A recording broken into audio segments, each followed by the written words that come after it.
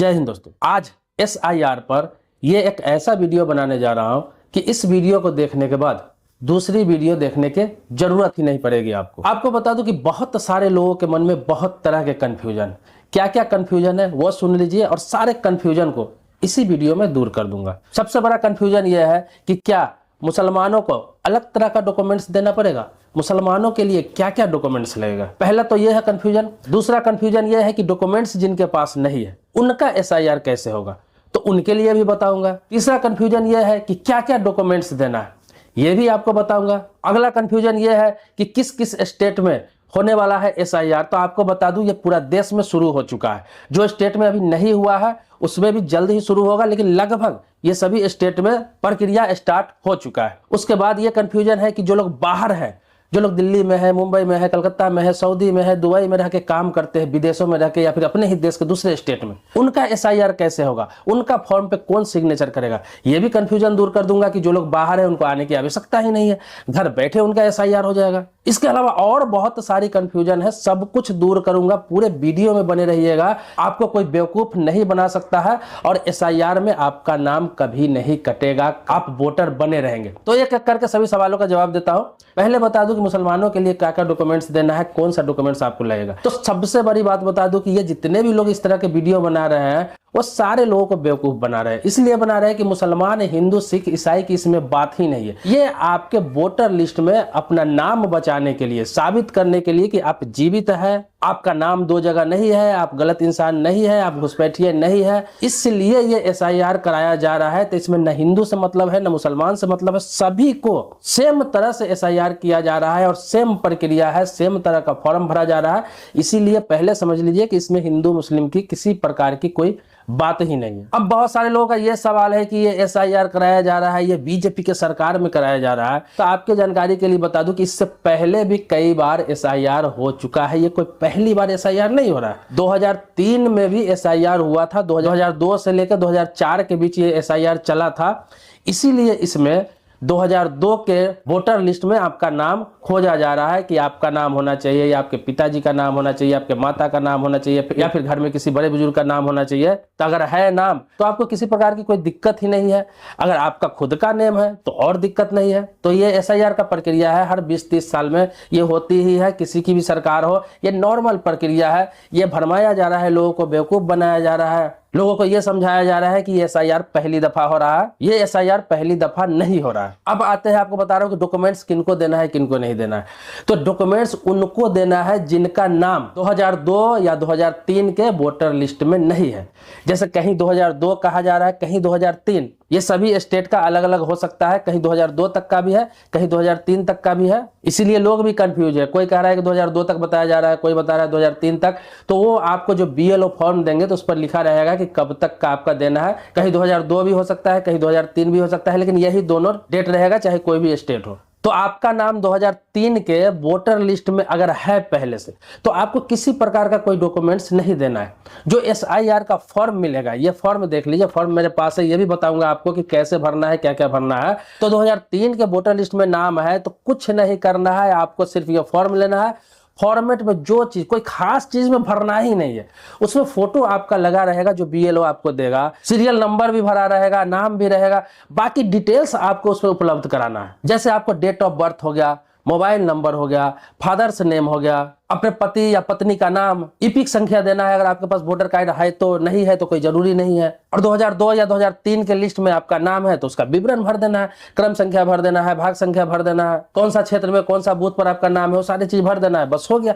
बहुत सारी चीज नहीं है। और आपको सिग्नेचर कर देना है और वो फॉर्म अपना बीएलओ को दे देना है। इतना ईजी है, मतलब फॉर्म के अलावा कुछ भरना ही नहीं है उसमें। फॉर्म में बहुत ईजी है, बहुत कम कॉलम दिया गया है। ये स्क्रीन पे लगा दे रहा हूँ, ये भरा हुआ फॉर्म है, आप देख सकते हैं, बिल्कुल आसान है। जितना चीज मैंने बताया उतना ही देना है, उसी में एक दो चीज 19-20 हो सकता है। और डॉक्यूमेंट्स किसी प्रकार का कुछ भी नहीं लगाना है अगर आपका नाम वोटर लिस्ट में पहले से 2002 में दर्ज है तो। अब आपको बता दूं डॉक्यूमेंट्स किनको देना है। तो आपको बता दूं, जैसे आपका नाम है वोटर लिस्ट में लेकिन 2003 के बाद जुड़ा, तो आपका नाम तो 2003 वाले लिस्ट में नहीं है, 2002 वाले लिस्ट में नहीं है, तो आपका कैसे क्या करना है। तो आपको क्या करना है, जो फॉर्म बीएलओ की तरफ से मिलेगा वो फॉर्म आपको भर देना है। और फॉर्म भर के इसमें एक कॉलम है जहां पे अपने माँ का या पिता का आपको वहां पर 2002 या 2003 के लिस्ट में नाम माता पिता का तो होगा ही, आपका नहीं होगा तो उनका तो निश्चित तौर पे होगा।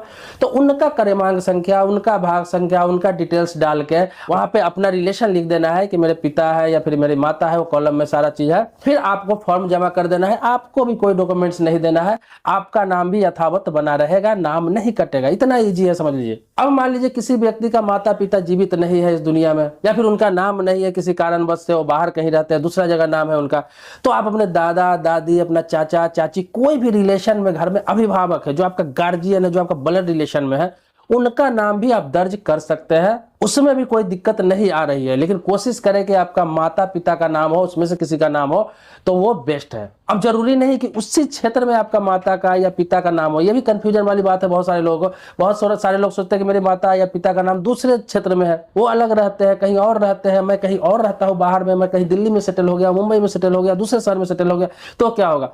तो इसमें कोई कंफ्यूजन ही नहीं, जरूरी नहीं कि उसी क्षेत्र में आपका माता पिता का नाम होना चाहिए। भारत के किसी भी निर्वाचन क्षेत्र में आपका माता या पिता का नाम है तो उसी का क्रम संख्या, भाग संख्या, क्षेत्र, विधानसभा का नाम वगैरह जो भी डिटेल्स वहां पे है सारा चीज भर देना है। इसके अलावा कुछ करना ही नहीं, बिल्कुल इजी, कहीं है वहीं का भर देना है, बस हो गया, यथावत आपका नाम बना रहेगा। बहुत लोग इसको लेकर भी कंफ्यूज है कि नहीं उसी क्षेत्र में होना चाहिए नाम, ऐसा कुछ भी नहीं है, ये सारा चीज भरवाया जा रहा है। कहीं भी ऑल इंडिया में आपके माता पिता रहते हैं, उनका कहीं भी नाम है 2003 के वोटर लिस्ट में, तो उनका क्रमांक डाल सकते हैं, आपको भी किसी प्रकार का डॉक्यूमेंट्स नहीं देना है, आराम से आपका नाम यथावत बना रह जाएगा। दूसरी, आपकी पत्नी वाली दूसरी जगह से शादी करके आई है कहीं से, अब उसका नाम तो यहाँ पे है नहीं, अब वोटर लिस्ट में नया नया नाम जुड़ा है, कहीं उसका कट ना जाए, इसके लिए क्या करेंगे, तो उनका माता पिता जहां से आप शादी करके उनको लाए हैं वहां के वोटर लिस्ट में तो उनका माता पिता का नाम होगा ही 2003 या 2002 वाले में। इंडिया के कहीं के रहने वाली हो, कहीं साउथ का हो, वेस्ट का हो, नॉर्थ का हो, ईस्ट का हो, कहीं का हो, पूरे इंडिया में कहीं का रहने, उसके माता पिता का डिटेल्स डाल देना है। अगर माता का नहीं है तो पिता का डाल देना है, पिता का नहीं तो माता का डाल देना है, दोनों का भी डाल सकते हैं, ये आपके ऊपर है, यथावत नाम बना रह जाएगा, इसमें कोई दिक्कत की बात ही नहीं है। अब आपको बता दो डॉक्यूमेंट्स किनको देना है, तो डॉक्यूमेंट्स उनको देना है कि जिनका माता पिता का नाम 2003 के भी वोटर लिस्ट में नहीं है, कहीं नहीं है, पूरे ऑल इंडिया में कहीं नहीं है, या फिर उनके रिश्तेदार का भी नहीं है किसी का, लेकिन उनका नाम है और वो चाहते हैं कि मेरा नाम ना कटे, तो उनके लिए है कि उनको डॉक्यूमेंट्स 11 तरह का जो डॉक्यूमेंट्स है, 11 से 13 तरह का डॉक्यूमेंट्स वो दे सकते हैं। उसके अलावा भी बहुत सारे डॉक्यूमेंट्स दे सकते हैं, ये प्रूफ होना चाहिए कि सरकार द्वारा निर्गत किया गया डॉक्यूमेंट्स।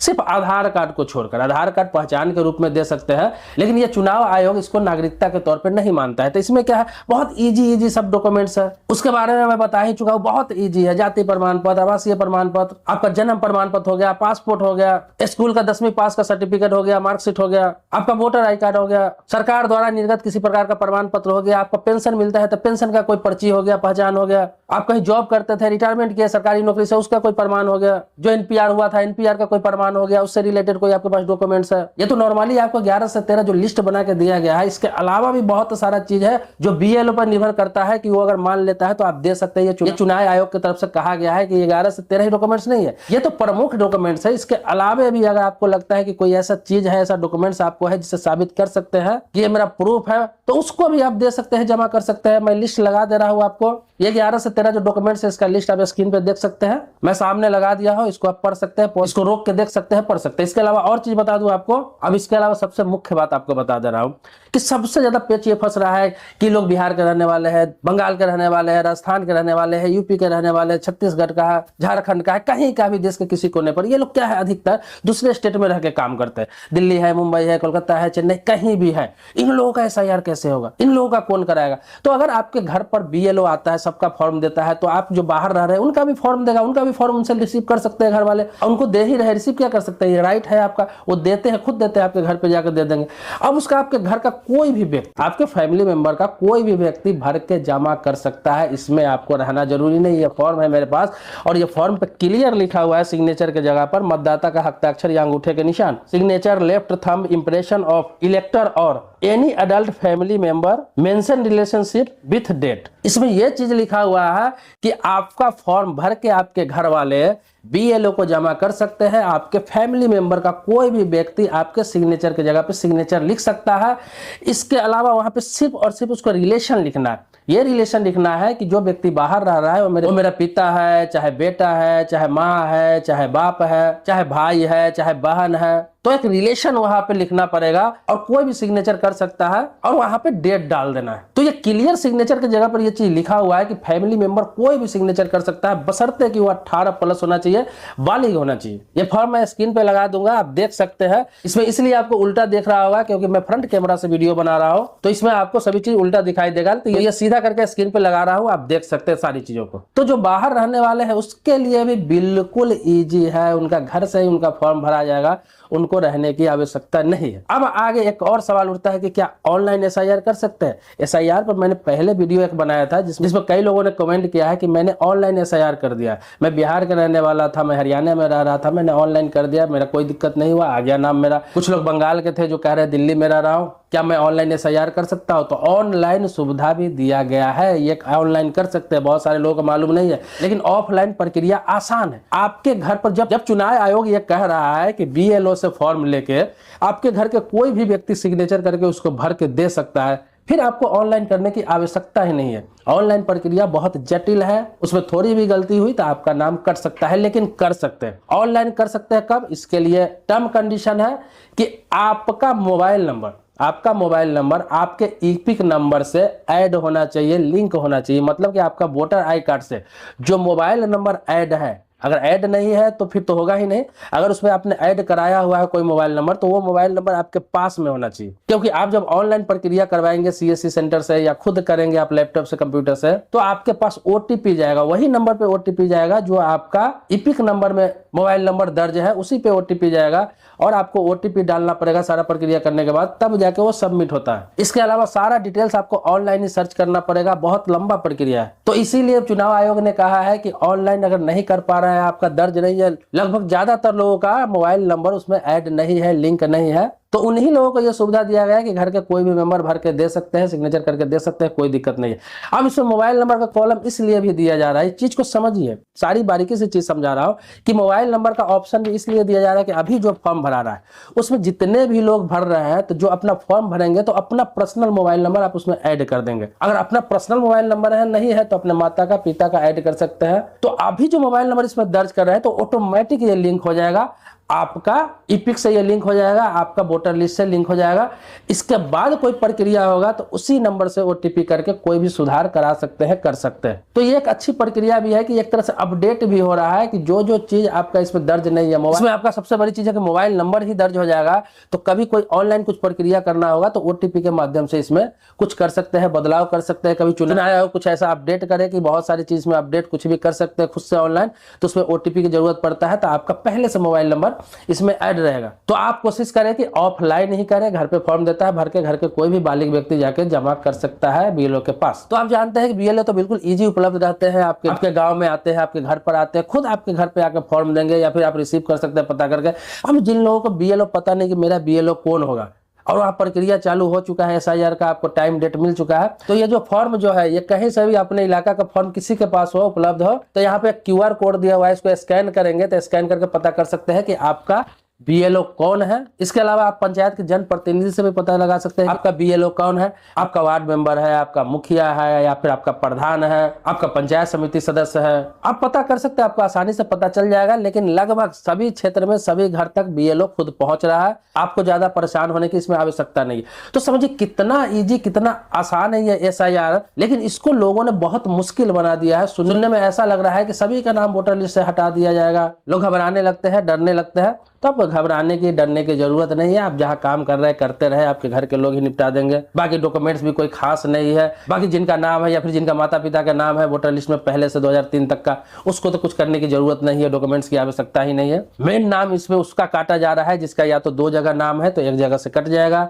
या फिर जो लोग मृत हो चुके हैं, इस दुनिया में नहीं है, उनका नाम कट जाएगा, या फिर जिनके माता पिता पूर्वज या परिवार के किसी भी सदस्य का वोटर लिस्ट में नाम नहीं है और उनका है और उनके पास कोई डॉक्यूमेंट्स भी यहाँ का नहीं है, किसी प्रकार का नॉर्मल डॉक्यूमेंट्स मांगा जा रहा है वो भी नहीं है, तो उनका नाम कट जाएगा। बाकी ऐसे आमतौर पर नाम नहीं काटा जा रहा है किसी का भी। तो मुझे लगता है कि सारे सवालों का हल मैंने इस वीडियो में आपको बता दिया है। फिर भी आपके मन में कुछ सवाल है, कुछ पूछना है, कुछ जानना है, आपको लगता है कि कुछ एक भी पॉइंट कुछ छूट गया, तो आप पूछिए, मैं जवाब देने का प्रयास करूंगा, या कमेंट के माध्यम से, या फिर नए वीडियो बनाऊंगा उसमें कुछ नया अपडेट आएगा तो उसके बारे में बताने का प्रयास करूंगा। मेरे चैनल पर नया है, पहली बार वीडियो देख रहे हैं तो चैनल को सब्सक्राइब कर लीजिए, बेल घंटी दबा लीजिए।